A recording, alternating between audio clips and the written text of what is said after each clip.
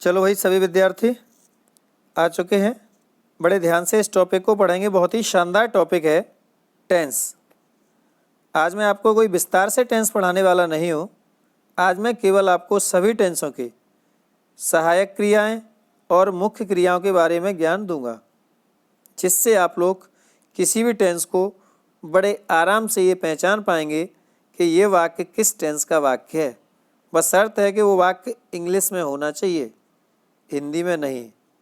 हिंदी के वाक्य को कैसे पहचानते हैं, इसके लिए मैंने दूसरा वीडियो बनाया है, जिसमें आप दुनिया के किसी भी हिंदी वाक्य को पहचानना सीखोगे। आज केवल आप सभी टेंसों की सहायक क्रिया और मुख्य क्रियाओं के बारे में ज्ञान को प्राप्त करोगे। राइट, तो चलिए इस समय को ध्यान में रखते हुए टॉपिक को स्टार्ट करते हैं।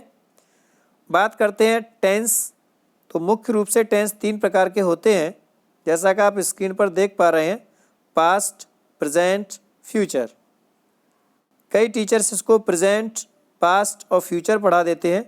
इससे कोई फ़र्क नहीं पड़ता है कि आपने पहले पास्ट पढ़ा है या प्रेजेंट पढ़ा है, बस आपकी समझ में आना चाहिए। पास्ट को पहले पढ़ने से क्या होता है, उसका एक सिस्टम बनता है, यानी जो निकल गया है हम पहले उसे पढ़ेंगे, जो चल रहा है फिर उसे पढ़ेंगे, और जो आएगा फिर हम उसे पढ़ेंगे। तो इससे क्या होता है, जो भूलने के चांस हैं वो बहुत कम होते हैं।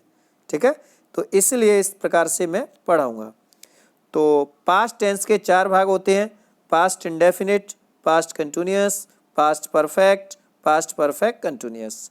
ऐसे प्रेजेंट के present indefinite, present continuous, present perfect, present perfect continuous. बिल्कुल इसी प्रकार से फ्यूचर के future indefinite, future continuous, future perfect, future perfect continuous. ठीक है बेटा, अब जरा देखते हैं कि सबसे पहले हम फ्यूचर की हेल्पिंग वर्ब है, फ्यूचर की जो सहायक क्रिया के बारे में चर्चा करेंगे कि इसमें टोटल कितनी सहायक क्रियाएं होती हैं और किस प्रकार से होती हैं।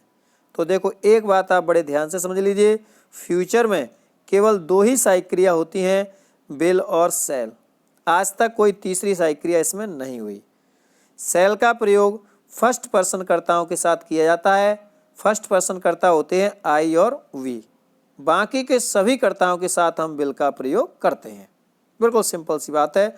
और ये विल और शैल फ्यूचर इंडेफिनिट टेंस की सहायक क्रियाएं होती हैं। ओके, जब हम कंटिन्यूअस की सहायक क्रिया बनाते हैं तो इस सहायक क्रिया में केवल वी जोड़ देते हैं, वी ई वी। राइट, तो विल वी और शैल भी हो जाती है। इसी प्रकार से जब हम परफेक्ट की सहायक क्रिया बनाते हैं तो शैल और विल जो हमने पहले पढ़ी है, इसमें केवल हैव जोड़ देते हैं। क्या जोड़ देते हैं? हैव। तो क्या हो गई? विल हैव और शैल हैव।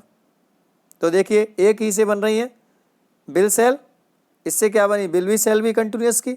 परफेक्ट की क्या बन गई? Will have shall have. अब जो परफेक्ट कंटिन्यूअस की सहायक क्रिया होती है वो आपको किसी भी टेंस की याद नहीं करनी है। परफेक्ट की अगर आपको सहायक क्रिया याद है तो परफेक्ट की जो हेल्पिंग वर्ब है उसी में आप बीन जोड़ दीजिए और बस वो परफेक्ट कंटिन्यूअस की बन जाएगी। तो जैसे विल हैव और शैल हैव तो पहले से है, अब इसमें बीन जोड़ते हैं तो क्या हो जाएगा? Will have been, shall have been.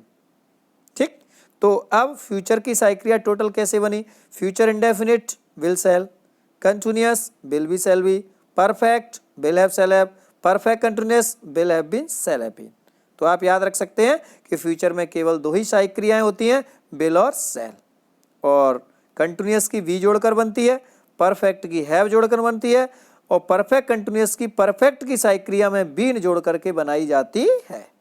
तो आपको कोई याद नहीं करनी है, केवल विल शैल का आपको पता होना चाहिए। ओके, अब बात कर लेते हैं पास्ट की। तो पास्ट में इंडेफिनिट में जो सहायक क्रिया होती है केवल डिड होती है। कौन सी होती है? डिड। और वो सहायक क्रिया पूरे टेंस में नहीं लगती, केवल नेगेटिव और इंटरोगेटिव सेंटेंसों में लगाई जाती है। और पास्ट इंडेफिनिट का जो पॉजिटिव सेंटेंस होता है उसमें बेटा सेकंड फॉर्म का प्रयोग किया जाता है। दुनिया का यही एक इकलौता टेंस होता है जिसमें सेकंड फॉर्म लगाई जाती है। आपको ध्यान रखना है, किसी ने पूछा कि भाई सेकंड फॉर्म कहाँ लगती है, तो पास्ट इंडेफिनिट के पॉजिटिव सेंटेंस में, और बाकी के डिड। तो आप सीधी याद करोगे कि पास्ट इंडेफिनिट की सहायक क्रिया क्या होती है? डिड होती है। सेकंड फॉर्म को आप अलग से ध्यान रखिए। ठीक है, कंटिन्यूअस वाज वर, एक वचन के साथ वाज और बहुवचन के साथ वर, परफेक्ट हैड, चाहे सिंगुलर हो चाहे प्लूरल हो, एक वचन हो या बहुवचन हो, कोई फर्क नहीं है, सब में हैड। अब परफेक्ट की मिली तो परफेक्ट कंटिन्यूअस तो याद करनी नहीं है, केवल बीन जोड़ना है, तो हेड के साथ क्या हो जाएगा, हैड बीन। तो पास्ट की सारी क्रियाएं क्या बनी बेटा, past indefinite did, past continuous was were, past perfect had और past perfect continuous had been. ठीक है, केवल इसमें कितनी सारी क्रियाएं हैं, डिड, वाज वर और हैड, केवल 4 हैं। पास्ट इंडेफिनिट में डिड, कंटिन्यूअस में वाज वर, परफेक्ट में हैड और परफेक्ट कंटिन्यूअस में हैड बीन। तो ये आराम से याद हो गई। अब बात कर लेते हैं बेटा प्रेजेंट की। तो इसी प्रकार से जैसे पास्ट इंडेफिनिट होता है, जैसे प्रेजेंट इंडेफिनिट में भी पॉजिटिव सेंटेंस में एक वचनकर्ता के साथ एस, ईएस या आईईएस लगाते हैं और बहुवचन के साथ कुछ नहीं। लेकिन नेगेटिव और इंटरोगेटिव होता है तो उसमें सारी क्रियाएं लगती हैं डू और डच, एक वचन में डच और बहुवचन में डू। अब एस, ईएस और आईएस कहाँ लगता है, सब लगती हैं एक वचन के साथ हैं, लेकिन कब एस लगेगा, कब ईएस लगेगा और कब आईईएस लगेगा, इसके ऊपर मैं स्पेशल अलग से वीडियो बनाऊंगा, उस वीडियो को आप देख लेना, आपका ये टॉपिक भी क्लियर हो जाएगा। लेकिन यहाँ मेरे पास टाइम नहीं है, जो कि अपन हेल्पिंग वर्ब का टॉपिक लिया है, तो यहाँ इस पर मैं विस्तार से कोई चर्चा करने वाला नहीं हूँ। ओके, अब present continuous is are am, एक वचन में इज, बहुवचन में आर, सॉरी हाँ, एक वचन में इज, बहुवचन में आर और आई के साथ एम। एम का प्रयोग केवल आई के साथ होता है। ठीक है, परफेक्ट, परफेक्ट में हैज और हैव, एक वचन में हैज और बहुवचन में हैव। अब परफेक्ट कंटिन्यूअस अपने आप ही बन जाएगी, हैज बीन और हैव बीन। तो एक बार मैं नाम लेके दोहरा देता हूँ, अच्छे से आपको याद हो जाएंगी। Past indefinite did, continuous was were, perfect had, perfect continuous had been, present indefinite do does, continuous is are am, perfect has have, perfect continuous has been have been, future indefinite will shall, continuous will be shall be, perfect will have shall have, perfect continuous will have been shall have been. Right, तो total कितनी सारी क्रियाएं बनी ये भी जरा गिन लो। तो देखो did 1, was were 3, had 4, do does 5 6, is are am 7 8 9, has have 10 11 और विल और शैल 13, यानी टोटल 13 सारी क्रियाएं बनी। ठीक है, अब इनमें से जैसे किसी ने कहा भैया पास्ट में कितनी होती हैं, तो केवल 4 होती हैं, एक डिड होती है, एक वाज होती है, एक वर होती है, एक हैड होती है। प्रेजेंट में कितनी होती हैं, प्रेजेंट में होती हैं 7। 7 कैसे, डू और does 2, is are am 5, has have 7, तो टोटल प्रेजेंट में 7 और फ्यूचर में केवल 2। ठीक है, अब इसमें कुछ क्वेश्चंस भी बनते हैं। क्वेश्चन कैसे, ऐसी कौन सी सहायक क्रिया है एक ही जो पूरे टेंस में लगती है, तो एक ही ऐसी सहायक क्रिया है हैड जो पूरे टेंस में लगती है, कहीं कोई चेंज नहीं, सिंगुलर प्लूरल कोई रट्टा नहीं। ओके, चलिए, तो उम्मीद करते हैं कि आपको सहायक क्रियाएं याद हो चुकी होंगी। एक बार मैं फिर बोल देता हूं, past indefinite did, continuous was were, perfect had, perfect continuous had been, present indefinite do does, continuous is are am, perfect has have, perfect continuous has been have been, future indefinite will shall, continuous will be shall be, perfect will have shall have, perfect continuous will have been shall have been. इतना clear होने के बाद हाँ, इसमें आपको past indefinite का positive sentence की second अलग से ध्यान रखनी है और प्रेजेंट इंडेफिनिट के पॉजिटिव में एक वचनकर्ता के साथ में एस, ईएस या आईएस का अलग से ये ध्यान रखना है। बहुवचन में प्रेजेंट इंडेफिनिट में कुछ नहीं लगता, केवल फर्स्ट फॉर्म लगती है। ठीक है, तो ये आपको स्पेशल ध्यान रखना है। अब बात कर लेते हैं मेन वर्ब की। तो मेन वर्ब बेटा आपको कुछ याद नहीं करना है, इसके 2 तरीके हैं, मैं आपको सिंपल बता देता हूँ। या तो ऐसे याद कर लो, first ING, third ING. Indefinite कौन सा होता है, पहला, फर्स्ट सेंटेंस, तो इसमें सब में इंडेफिनिट में फर्स्ट लगेगी, फर्स्ट में फर्स्ट। और परफेक्ट कौन सा होता है, तीसरा, देखो indefinite first, second continuous, perfect third और परफेक्ट कंटिन्यूअस चौथा होता है। तो फर्स्ट में फर्स्ट, थर्ड में थर्ड और बाकी सब में आईएनजी। या तो ऐसे कर लो, देखो फर्स्ट में फर्स्ट मतलब इंडेफिनिट फर्स्ट है तो फर्स्ट में सब में फर्स्ट लगेगी, और थर्ड में थर्ड, परफेक्ट थर्ड है तो सब में थर्ड फॉर्म लगेगी, और बाकी सब में आईएनजी। क्या बचा, कंटिन्यूअस और परफेक्ट कंटिन्यूअस, उसमें क्या लग जाएगी, आईएनजी। तो या तो इसको ऐसे कर लो, फर्स्ट में फर्स्ट, थर्ड में थर्ड और बाकी सब में आईएनजी। ऐसे नहीं कर सकते तो ऐसे कर लो, फर्स्ट आईएनजी, थर्ड आईएनजी, यानी सबके इंडेफिनिट में फर्स्ट फॉर्म, सबके कंटिन्यूअस में आईएनजी, सबके परफेक्ट में थर्ड और सबके परफेक्ट कंटिन्यूअस में आईएनजी। हाँ, पास्ट इंडेफिनिट की सेकंड फॉर्म आपको अलग से ध्यान रखनी है, ये मैंने कई बार बता दिया। ठीक है, तो देख लो आप लोग, जितने भी इंडेफिनिट हैं बेटा सब में क्या लग रही है, फर्स्ट, और जितने भी कंटिन्यूअस है सब में क्या लग रही है, आईएनजी, और जितने भी परफेक्ट सब में क्या लग रही है थर्ड फॉर्म, और जितने भी परफेक्ट कंडीशन सब में क्या लग रही है आईएनजी। तो दो तरीके से याद रख सकते हो, या तो फर्स्ट आईएनजी और थर्ड आईएनजी, ऐसे कर लो, या फर्स्ट में फर्स्ट और थर्ड में थर्ड, बाकी सब में आईएनजी, ऐसे भी आप इसको ध्यान रख सकते हैं। ठीक है, तो इस प्रकार से आप लोग हर टेंस की हेल्पिंग वर्ब और मेन वर्ब का पता होगा तो आराम से बड़े प्रेम से आप इंग्लिश के उस वाक्य को पहचान सकते हो, चाहे वो कहीं भी लिखा है कि ये किस टेंस का वाक्य है। ठीक है, जैसे मैंने बोल दिया कोई वाक्य आई हैड प्लेड क्रिकेट, अब मैंने कहा बताओ बेटा किस टेंस का वाक्य है, तो हैड किसकी है पास्ट परफेक्ट की, और प्लेड थर्ड फॉर्म लगी है, तो हैड और थर्ड फॉर्म किसका होता है पास्ट परफेक्ट का, तो वाक्य किसका हो गया पास्ट परफेक्ट का हो गया।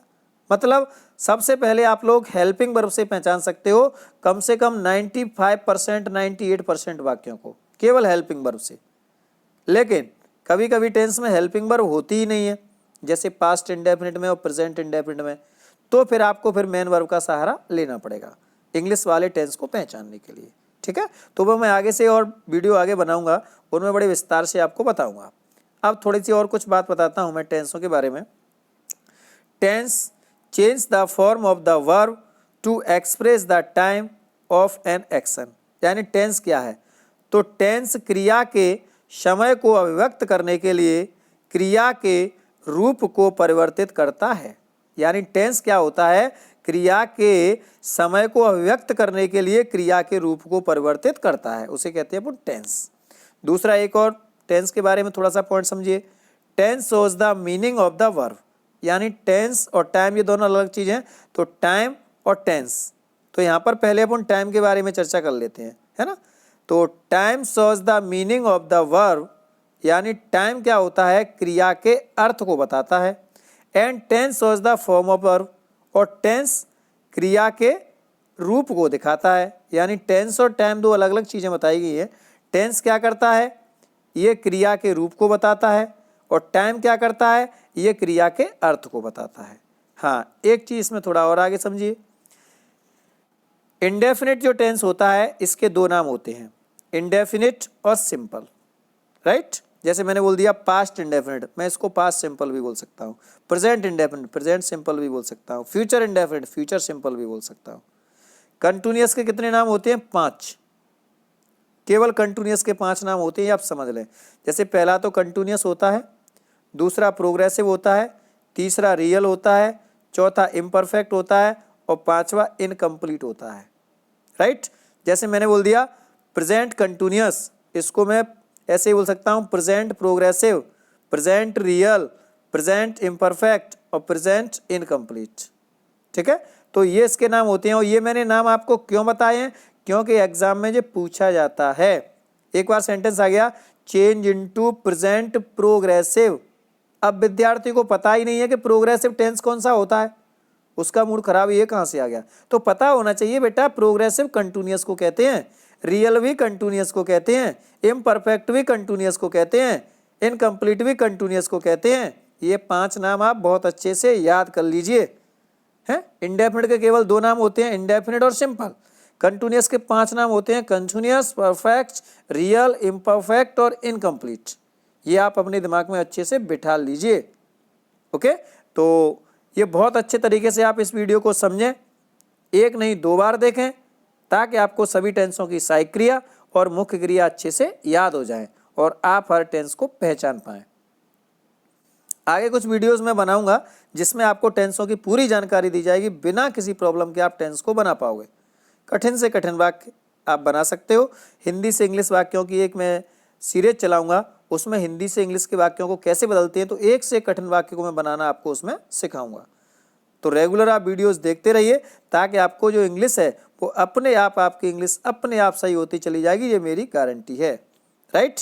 अगर आपने हमारे चैनल को लाइक नहीं किया है तो उसको पहले लाइक करें, सब्सक्राइब करें और बेल आइकन को जरूर दबाएं, ताकि हमारे जो वीडियोज़ हैं आपको समय समय पर मिलते रहें। हैं, इसी के साथ जय हिंद, जय भारत।